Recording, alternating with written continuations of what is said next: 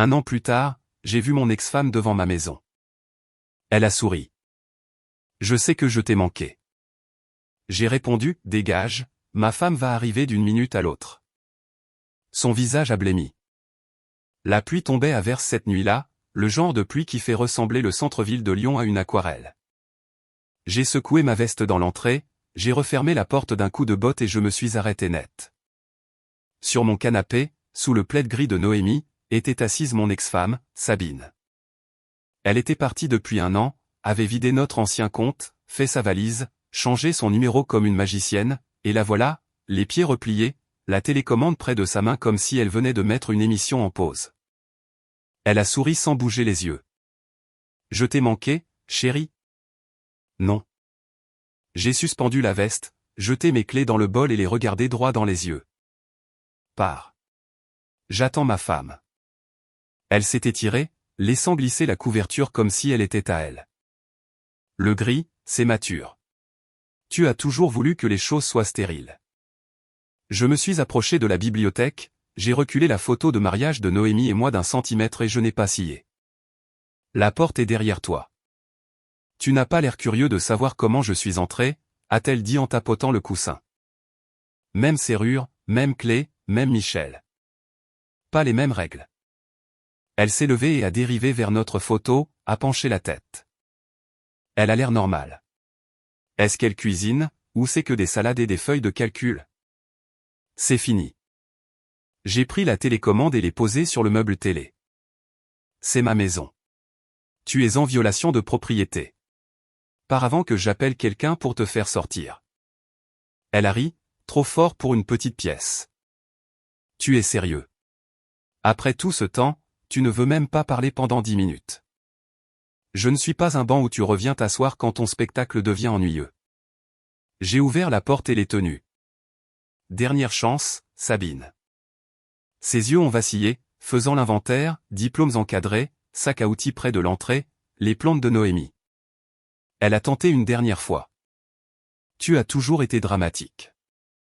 L'horloge tourne. Elle est passée devant moi, son parfum léger et familier, et s'est arrêtée sur le seuil. Dis à ta femme que je lui ai chauffé le canapé.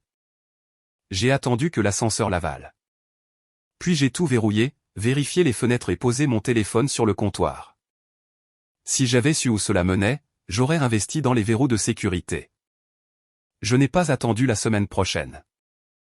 Je n'ai pas attendu demain après-midi. J'ai appelé un serrurier à 7 heures du matin, et à 9 heures, chaque cylindre de cet appartement, y compris la boîte aux lettres, était neuf. La vieille clé que Sabine avait gardée comme un souvenir était maintenant de la ferraille. J'ai envoyé un texto à Noémie avec une photo du laiton neuf et une simple phrase, « Toutes les serrures sont remplacées. Tout va bien. » La réponse de Noémie est arrivée rapidement. C'est tout toi. Réparez d'abord. Ça va? Oui. Pas d'humeur pour un deuxième round. Nous nous sommes retrouvés dans la cuisine couloir avant le travail. Elle était emmitouflée dans un pull, les cheveux relevés, une tasse aux lèvres. Noémie est stable. Elle aime les listes de choses à faire et les promenades au parc de la Tête d'Or, et elle ne dramatise pas un bulletin météo, encore moins un mariage. Elle est vraiment entrée ici, a-t-elle demandé. Elle est entrée d'elle-même, avec l'ancienne clé. J'ai versé du café, lui ai tendu la première tasse. Elle a fait un commentaire sur ton plaid comme si elle l'avait acheté. Noémie a posé sa tasse. Tu veux que je reste à la maison aujourd'hui? Je veux que tu ailles vivre ta journée. J'ai sorti un petit sac poubelle et, avec une pince de cuisine, j'ai ramassé la couverture et la télécommande. Je vais les laver. Ce n'est pas une question de germe. C'est une question de riposte. Noémie m'a regardé nouer le sac. C'était la première et la dernière fois. La première, c'est sûr, ai-je dit. La dernière, c'est à moi d'en décider. Elle s'est approchée, a touché mon bras. J'ai confiance en toi. Je sais. Je l'ai embrassée sur le sommet de la tête. Vas-y. Tout ira bien. Le gérant de l'immeuble est passé pour noter les changements de clés. J'ai signé un formulaire et j'en ai gardé une copie. Les traces écrites sont importantes. Quand je suis parti au bureau, j'ai pris un chemin différent exprès. Pas parce que j'avais peur. Je n'allais tout simplement pas être prévisible pour quelqu'un qui avait prouvé qu'elle aimait exploiter les habitudes. 3 jours plus tard, l'enveloppe est apparue comme une mauvaise blague. En tête du département du Rhône. Papier épais. Noémie me l'a tendu après le travail. Officiel, a-t-elle dit. Tout ce qui est officiel, c'est soit les impôts, soit quelqu'un qui décide qu'on lui doit quelque chose. Je l'ai ouverte avec mon pouce et j'ai lu. C'était une réclamation. Sabine, propriété, par des biens personnels, contribution présumée. Le tout écrit comme si l'année écoulée n'avait pas eu lieu. Comme si la dissolution par défaut que le juge avait signée après ses absences était une suggestion, pas une décision. Noémie s'est appuyée contre le comptoir. Qu'est-ce que ça veut dire? Ça veut dire qu'elle veut une négociation. Elle parie que je vais jeter de l'argent sur le problème pour qu'il disparaisse. J'ai posé la lettre. Elle n'est pas revenue par nostalgie. Elle est venue tester la porte et le compte. Tu pourrais laisser Daniel s'en occuper, a dit Noémie. Tu n'as pas besoin de lui parler. C'est le plan. J'ai pris une photo de la lettre, l'ai envoyée à Daniel Olivier, l'avocat qui avait déposé les papiers l'année dernière quand Sabine avait ignoré la procédure. Puis je l'ai appelé. Michel, a-t-il dit, la voix vive. Je vois le PDF. Même requérante. C'est une tentative de rouvrir un dossier clos. Est-ce qu'elle peut? Pas avec ses faits, a-t-il dit. Elle ne s'est pas présentée. Le jugement est maintenu. Nous déposerons une réponse rappelant au tribunal que l'affaire est réglée. Vous devrez peut-être vous présenter une fois. Gardez toutes les communications par mon intermédiaire. Pas de conversation parallèle. Compris. Qu'est-ce qui a changé, a-t-il demandé. Elle a utilisé une vieille clé pour entrer dans mon salon, ai-je dit. C'est ça qui a changé. Il a expiré un petit rire sec. Nous mettrons ça en note de bas de page. Au bureau, je soudais un connecteur quand Hugo a roulé vers moi sur sa chaise. Hugo est le genre de type qui commande du pepperoni tous les jeudis et prétend que c'est sain parce qu'il y a de la sauce tomate. On dirait que quelqu'un a détourné ton week-end, a-t-il dit. Quelqu'un a essayé, ai-je répondu en éteignant mon fer. Sabine est apparue, puis a déposé une réclamation. Hugo a sifflé. Le fantôme des projets passés. Ça va? Bien. Bien comme une personne normale, ou bien comme toi avec une montagne sur le dos? Permettez-moi de faire une pause dans l'histoire une seconde. Si vous écoutez toujours, s'il vous plaît, cliquez sur le bouton « J'aime » sur cette vidéo. Cela aide vraiment YouTube à montrer cette histoire à plus de gens. Merci beaucoup pour votre soutien. Maintenant, retournons à l'histoire. Bien, dans le sens où j'ai changé toutes les serrures sur Terre. J'ai pris le circuit imprimé et vérifié la lumière. Et je ne négocierai pas ma maison. Il a hoché la tête. Tu as déjà pensé que tu choisissais les femmes comme tu choisis les circuits imprimés. Elles fonctionnent à merveille dans la démo, et puis tu te rends compte qu'elles n'ont jamais été conçues pour la production. Je l'ai fusillé du regard. Je suis marié à un être humain de qualité industrielle. Il a souri. Continue comme ça. L'audience a eu lieu un mardi matin. Petite salle d'audience, plafond bas. Un juge qui avait l'air d'avoir vu toutes les combines 2 fois. Le juge Leclerc.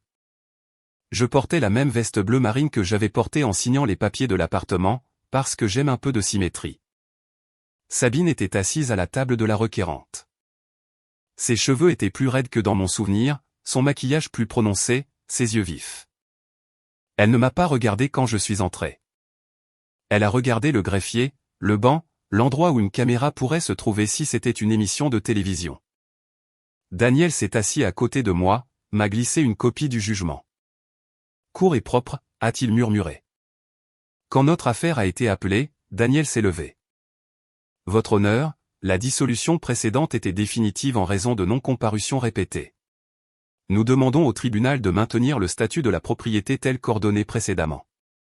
Sabine a essayé de parler, et le juge a levé la main. Madame, vous aurez votre tour. Elle a fini par parler. C'était une cascade de « j'ai contribué » et « j'ai été trompé » et « je n'ai pas eu la chance d'être entendu ». Daniel a gardé les mains croisées et a attendu. Le juge Leclerc a regardé par-dessus ses lunettes. Madame Moreau, vous avez été notifiée. Vous ne vous êtes pas présentée. Le jugement est définitif. L'intimé conserve la propriété comme signée. C'est terminé. Sabine a scié. Vous ne pouvez pas juste. Madame, a dit le juge, ni fort, ni doucement. C'est terminé. Elle a regardé autour d'elle comme s'il y avait une trappe qu'elle avait manquée. Quand les agents de sécurité se sont approchés pour l'escorter dehors, elle a retiré son bras brusquement puis l'a laissé prendre, en marmonnant. Elle ne m'a toujours pas regardé. Dans le couloir, elle se tenait près de la fontaine, faisant semblant de lire une affiche. Daniel m'a serré la main. C'est réglé. Bien, ai-je dit. Attendez-vous à du bruit, a-t-il ajouté. Vous avez déjà géré les serrures. Continuez à tout documenter. J'ai hoché la tête et me suis dirigé vers l'ascenseur. Sabine s'est mise sur mon chemin, les yeux brillants. Alors c'est tout, a-t-elle dit. Tu gardes tout. Tout ce qui m'a été attribué, ai-je répondu. Elle a baissé le regard, a adouci sa voix comme elle le faisait avant de demander quelque chose d'important. Je suis dans le pétrin. Je ne fais pas semblant. Ma voiture est à la fourrière. Je ne peux pas entrer chez moi. J'ai fait des erreurs, mais je suis toujours. Elle s'est reprise. J'ai juste besoin d'un canapé pour une semaine. 10 jours. Je serai invisible. Non, ai-je dit.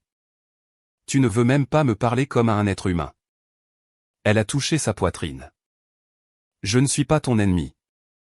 Tu es apparu dans mon salon sans y être invité. Puis tu as essayé une porte dérobée dans un bâtiment que tu avais déjà quitté. J'ai appuyé sur le bouton de l'ascenseur. Tu n'es rien pour moi. Elle a dégluti. C'est ce que tu es devenu. C'est ce que je suis quand les gens me confondent avec un distributeur de billets. Ses lèvres se sont serrées. Tu as toujours eu une façon de me faire sentir petite. C'est toi qui te fais ça à toi-même. L'ascenseur a sonné. Je suis entré. Elle n'a pas suivi. Ses yeux calculaient même à travers le voile de larmes. Je connaissais ce regard. Ce n'était pas du chagrin. C'était un inventaire. Cette nuit-là, de la pluie encore. Bien sûr. On a frappé à 1h du matin. Ni timide, ni frénétique. Un rythme qui dit, j'ai décidé que tu étais réveillé. Noémie s'est agitée. Qui est-ce? Reste ici, ai-je dit, déjà debout. J'ai regardé par le Judas. Sabine, les cheveux mouillés, la veste collante. Elle s'est enlacée, a regardé droit dans la lentille comme si elle sentait que je la regardais. 10 minutes, a-t-elle dit à travers la porte.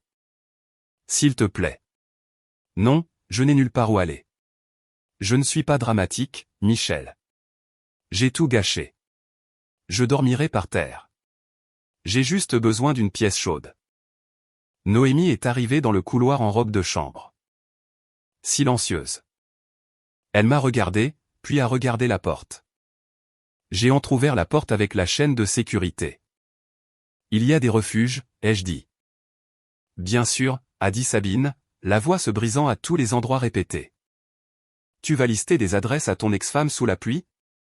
C'est ce que tu es devenu. Noémie a touché mon coude et a gardé la voix basse. Ne la laisse pas entrer, a-t-elle dit. Mais n'endurcis pas ton cœur. Ce n'est pas toi. J'ai hoché la tête une fois. J'ai fermé la porte juste assez longtemps pour prendre mon chéquier dans le tiroir près du frigo. Quand je suis revenu, j'ai ouvert jusqu'à la chaîne et j'ai glissé un seul chèque par l'ouverture. 9 000 €. Ce n'était pas un paillasson de bienvenue. C'était un reçu. Sabine a regardé le nombre, puis moi. Qu'est-ce que c'est? Non récurrent, ai-je dit. Final. Ne reviens pas. Elle a souri étrangement. Alors, tu as un cœur. Non, j'ai un emploi du temps. J'ai fermé la porte, fait glisser la chaîne et suis resté là à écouter les pas s'éloigner dans le couloir. Noémie s'est appuyée contre le mur, m'étudiant. C'était généreux, a-t-elle dit. C'était plus rapide qu'une centaine de conversations, ai-je répondu. Un geste, pas de menace. Noémie a secoué la tête avec un petit sourire peiné. J'ai épousé un homme qui fait des maths avec les problèmes. C'est mon meilleur tour. Je pensais que le chèque mettrait fin au chapitre. J'aurais dû mieux savoir. Quand quelqu'un teste une porte et qu'elle s'ouvre ne serait-ce que d'un pouce, il ne vous remercie pas. Il y coince une épaule. 2 soirs plus tard, nous avons retrouvé des amis dans un bistrot de la rue Mercière. L'endroit était exigu et bruyant d'une manière qui dit qu'il est populaire à dessein. Noémie portait une robe bleue qui lui donnait l'air d'avoir une équipe d'éclairage. Nos amis, Marie, qui enseigne en primaire, et son mari, Romain, qui travaille dans la construction et raconte des blagues avec un lent accent entraînant, étaient déjà là. 2 tourtereaux, a dit Romain, se levant à moitié pour me taper sur l'épaule. Je pensais que tu nous poserais un lapin, Michel. Pour du vin? Jamais, ai-je dit. Nous avons commandé des apéritifs, pris des nouvelles, et la salle bourdonnait. Je commençais à me détendre quand une serveuse s'est approchée avec une bouteille. Pas notre serveuse, une autre. Elle avait l'air nerveuse. Quelqu'un a envoyé ça, a-t-elle dit. En disant, félicitations pourquoi? A demandé Marie. La serveuse s'est agitée. Pour être capable de pardonner, a-t-elle dit, puis a essayé de disparaître. Je me suis retourné. Sabine se tenait près du bar, les cheveux parfaits, un verre à la main. Elle l'a levé comme si nous étions de l'autre côté d'une pelouse de mariage. La mâchoire de Noémie s'est crispée. Marie a murmuré, c'est? Oui, ai-je dit. Je me suis levé. Restez ici. Je me suis approché et j'ai gardé un ton sec. C'est fini, ai-je dit à Sabine. Elle a penché la tête, souriant comme une hôtesse. Détends-toi. Je fais un geste. Tu aimes les gestes. Tu nous as suivis jusqu'à un restaurant. Lyon n'est pas si grand, a-t-elle dit. En plus, ta nouvelle femme poste des photos de dîner comme un planificateur de menu. J'ai deviné un jeudi. Regarde-moi. J'avais raison. J'ai pris une inspiration par le nez. Pars. Elle a jeté un coup d'œil par-dessus mon épaule, les yeux se posant sur Noémie. Elle est jolie, d'une manière simple. Je vois l'attrait. Ne parle pas d'elle. 9 000 €, a-t-elle dit, la voix soudain plus forte. 9 000 €, c'est ce que ma vie vaut pour toi. Baisse d'un ton, lui ai-je dit. Elle a pris son verre et, comme un tour de magie méchant, a trébuché de 2 pas et a, accidentellement, renversé une vague de vin rouge directement sur la robe de Noémie. La table est devenue silencieuse. Le rouge dégoulinait sur le bleu. Noémie n'a pas crié. Elle s'est levée, a tamponné le tissu avec sa serviette et a gardé un visage impassible. Marie a eu un hoquet de surprise. La chaise de Romain a raclé le sol. Je me suis interposé entre elles. Nous partons, ai-je dit à Noémie. Et j'ai posé de l'argent sur la table, plus que nécessaire, parce que je n'allais pas avoir une conversation sur une note pendant que ma femme portait la déclaration de quelqu'un sur ses vêtements. Sabine a ri. 9 000 €, c'est un pourboire maintenant. Profite de la salle aussi longtemps qu'elle te tolère, ai-je dit et j'ai fait sortir Noémie avec ma main dans le creux de son dos. Je n'ai pas regardé en arrière. Sur le trottoir, Noémie respirait régulièrement, en colère et composée, ce qui est plus menaçant qu'un cri. Je vais le faire partir, a-t-elle dit. C'est juste une robe. Ce n'est pas la question, ai-je dit. Ça va? Ça va, a-t-elle répondu. Mais je déteste les jeux. Moi aussi, ai-je dit. Alors, je vais y mettre fin. Le lendemain matin, j'étais assis dans le bureau de Daniel Olivier, une boîte au 9e étage avec des certificats et une fenêtre qui donnait sur le fleuve. Il a écouté, les mains jointes. Elle a fait ça à votre table, a-t-il demandé. Et à ma femme, ai-je dit, dans une pièce avec 40 témoins, dont l'un a tout enregistré parce que c'est l'époque dans laquelle nous vivons. Daniel a hoché la tête. Bien. Les témoins aident. Nous allons rédiger une demande d'ordonnance de protection. Pas de contact, pas d'approche. J'aurai besoin des déclarations de Romain et Marie et du gérant du bistrot s'il accepte de signer. Il tapait en parlant. Efficace, comme un machiniste. C'est exactement pourquoi on ne donne pas un deuxième accès. Ils pensent que la gentillesse est un levier. J'ai donné de l'argent pour éviter exactement ça, ai-je dit. Ça n'arrivera plus.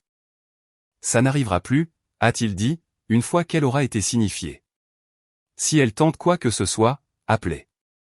N'engagez pas la conversation. N'avertissez pas. Je n'avertis pas 2 fois. Il a déposé les papiers. Le soir même, un huissier de justice a frappé à une porte qui n'était pas la mienne. Sabine a accepté l'enveloppe avec l'air de quelqu'un qui goûte un fruit amer. Elle a envoyé un texto au bureau de Daniel depuis un nouveau numéro disant qu'elle respectait les limites et passerait à autre chose. Cela ressemblait à des excuses tapées avec un œil sur une future solution de contournement. Noémie et moi avons eu une semaine tranquille. Nous avons cuisiné à la maison. J'ai réparé une chaise de salle à manger bancale parce que ça faisait du bien de rendre quelque chose de stable avec mes mains. Hugo s'est arrêté à mon bureau et a levé les sourcils en signe d'interrogation. Je lui ai fait un pouce en l'air. « Tu as gagné ?» a-t-il demandé. J'ai arrêté de jouer. « Mieux ?» a-t-il dit. Permettez-moi de faire une pause dans l'histoire une seconde. Si vous écoutez toujours, s'il vous plaît, cliquez sur le bouton « J'aime » sur cette vidéo.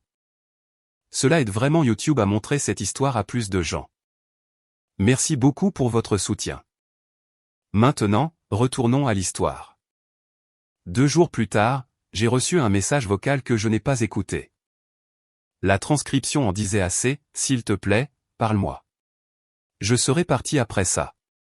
J'ai des nouvelles que tu dois savoir. » Je les transférai à Daniel et les supprimai. C'était la première illusion de changement.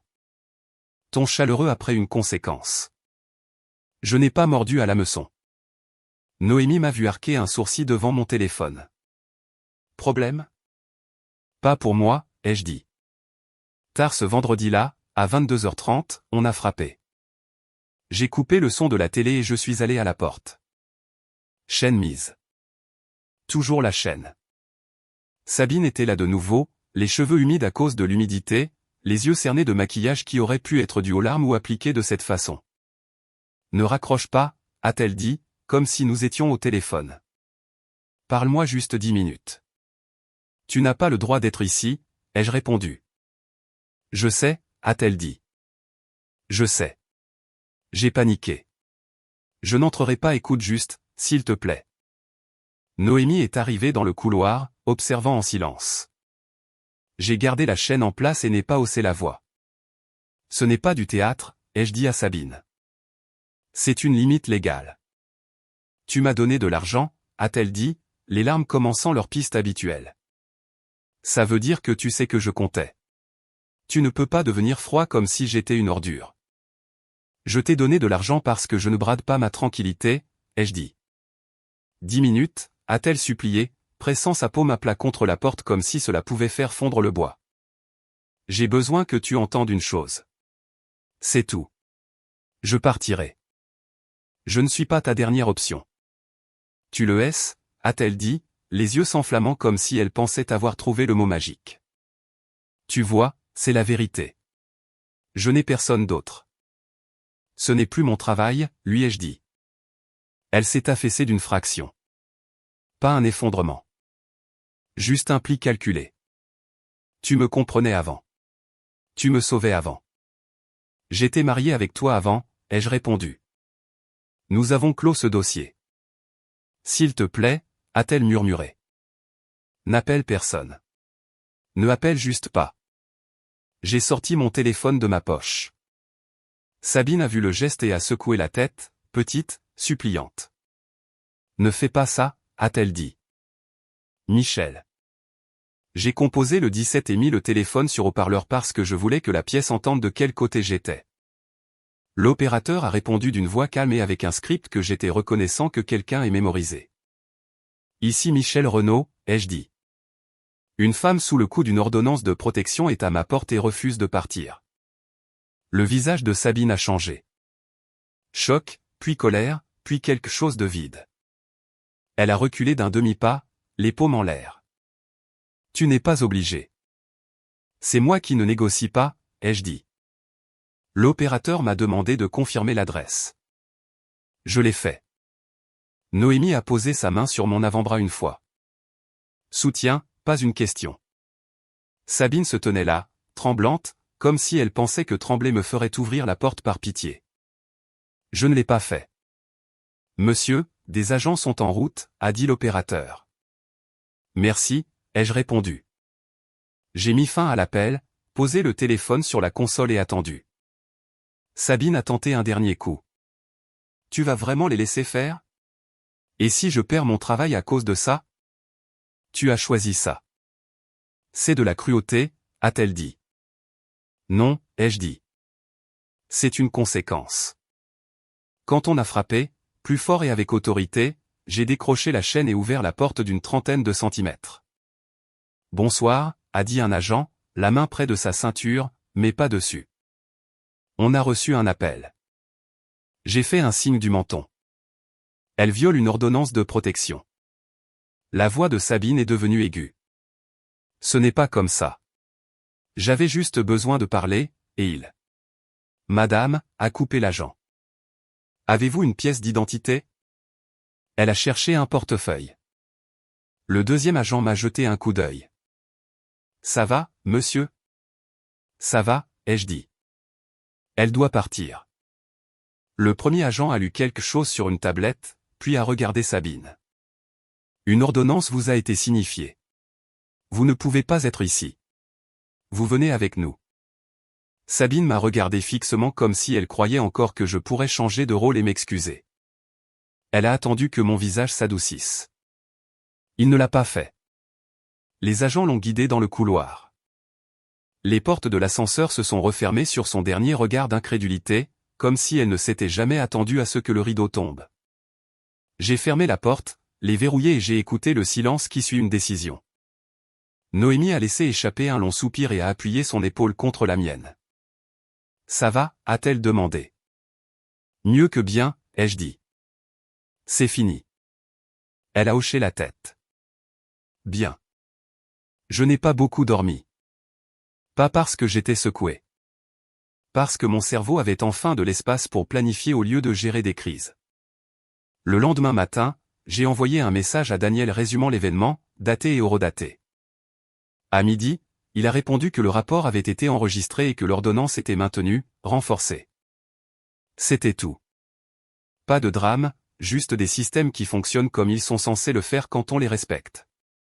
La semaine suivante, j'ai fait 3 choses qui étaient sur ma liste depuis un an. J'ai rencontré un agent immobilier et nous avons trouvé une petite maison juste au sud du parc de Miribel-Jonage. Un étage, un petit jardin, un garage assez grand pour mes outils. J'ai troqué ma place de parking en centre-ville contre le calme. J'ai ajouté des caméras et une sonnette qui enregistrent. Pas parce que je vis dans la peur, mais parce que construire des portes solides coûte moins cher que de vivre avec des portes faibles. J'ai emmené Noémie sur le sentier le premier samedi matin. Nous avions de nouvelles clés. Nous avons fait notre boucle sans beaucoup parler, comme le font les couples qui se font confiance, marchant confortablement à un rythme partagé. Après, nous avons mangé des croissants sur le haillon de ma vieille camionnette pendant que le soleil perçait la brume matinale. Tu sembles plus léger, a dit Noémie. J'ai coupé une corde, ai-je répondu. Il s'est avéré qu'elle n'était attachée à rien d'autre qu'à ma patience. Elle a souri. Tu as géré ça de la seule manière possible. Merci de ne pas m'avoir demandé d'être plus doux, ai-je dit. Je sais qui j'ai épousé, a-t-elle dit. Et la douceur ne l'a pas réparé. Les limites, si. Au travail, j'ai un peu modifié mes horaires. J'arrivais plus tôt, partais plus tôt. Nouvelle routine. Hugo a immédiatement repéré la différence. Regarde-toi, a-t-il dit en roulant jusqu'à mon bureau. Tu as l'air d'un homme qui a cessé de subventionner le chaos. J'ai arrêté de distribuer des bons de réduction, ai-je dit. La robe de ta femme a été nettoyée, a-t-il demandé. Oui, ai-je dit en souriant. Bleu à nouveau. Nous avons trinqué avec des gobelets en carton de café du bureau comme des idiots. Et je m'en fichais. C'était comme la normalité. J'ai eu des nouvelles de Sabine 2 mois plus tard. Pas d'elle, pas de ses amis. D'un gestionnaire immobilier qui a appelé Daniel pour demander une référence de moralité. Elle avait mis son numéro sur une demande de location comme s'il allait se porter garant d'elle. Il ne l'a pas fait. Il n'a pas été impoli. C'est un professionnel. Il a dit précisément ce qui était exact, elle avait une ordonnance de protection lui interdisant de me contacter. Elle n'a pas été retenue. Ce n'est pas de la vengeance. C'est la cause et l'effet. J'ai aussi entendu dire qu'elle avait vendu la voiture que j'avais aidé à récupérer et brûlé l'argent en une semaine sans rien de spécial. Pas mon mystère à résoudre, pas mon fardeau à porter.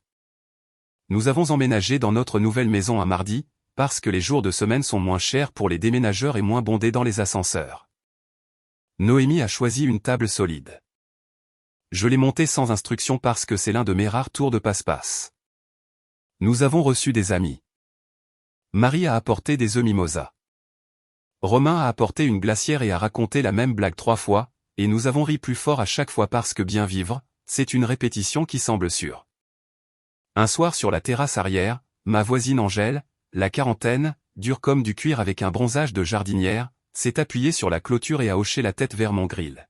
« Vous êtes le nouveau qui ne gaspille pas ses mots », a-t-elle dit. « J'aime ça. Les mots sont chers, ai-je dit. Pas si vous choisissez les moins chers, a-t-elle répondu avec un sourire en coin. Vous et votre femme avez l'air solide. Nous le sommes. Bien, a-t-elle dit. Cette impasse a besoin de plus de ça. Noémie et moi avons fait un week-end dans le Beaujolais une fois que nous nous sommes calmés. Nous avons roulé les fenêtres baissées. Pas de playlist, juste le bruit de la route. Elle a mis ses pieds sur le tableau de bord et a lu quelque chose sur les jardins. J'ai esquissé quelques croquis de conception pour un projet parallèle dans mon carnet. Cela ressemblait étrangement à une nouvelle vie. Calme, délibérée, pas hésitante. Parfois, je pense à la nuit où Sabine a pressé sa paume contre ma porte comme si elle pouvait la traverser avec l'émotion. Cela ne me remplit pas de satisfaction. Cela me remplit de clarté. Vous apprenez aux gens comment vous traiter. Si vous leur apprenez que vous avez un tourniquet, ils passeront à chaque fois. Si vous leur apprenez que vous avez une porte avec une serrure et une colonne vertébrale derrière, soit ils frappent avec respect, soit ils trouvent un autre bâtiment. La dernière fois que le nom de Sabine est apparu dans la conversation, Noémie m'a demandé si j'avais des regrets. Nous faisions la vaisselle. Rythme facile. Des regrets, ai-je dit. Je regrette d'avoir mis si longtemps à admettre ce qui était vrai. La gentillesse n'est pas un chèque en blanc. Elle a une limite. J'ai le droit d'y mettre un plafond. Noémie m'a tendu une assiette. Elle s'est séché les mains et s'est tournée vers moi.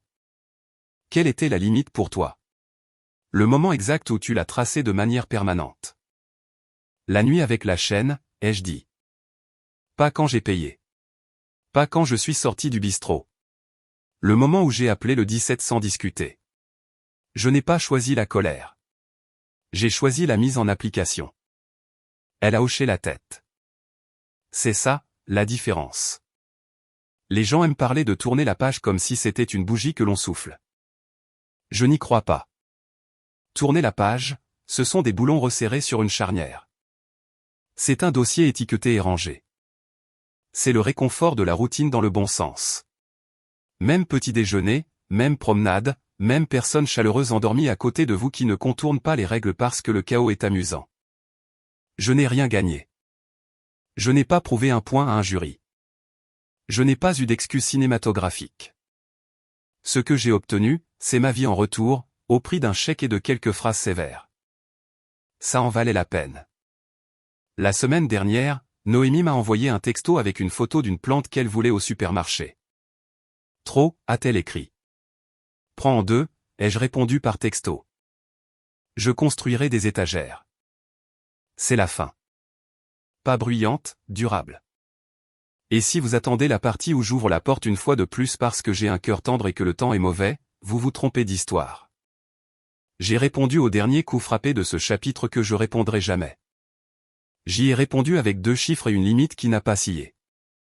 Si Sabine réapparaît un jour, ce ne sera pas chez moi. Ce ne sera pas dans mon emploi du temps. Ce ne sera pas dans ma tête. Elle a perdu l'accès, ce qu'elle voulait le plus, le contrôle, le confort, un public. Elle a tout troqué contre une dernière tentative de gagner un jeu qui s'est terminé sans elle. Je n'ai pas claqué la porte. Je l'ai fermée et verrouillée. Puis je suis allé dans ma cuisine, j'ai éteint la lumière et je me suis couché à côté de la femme qui comprend que le respect ne se négocie pas dans les couloirs à minuit. Il est fixé au seuil.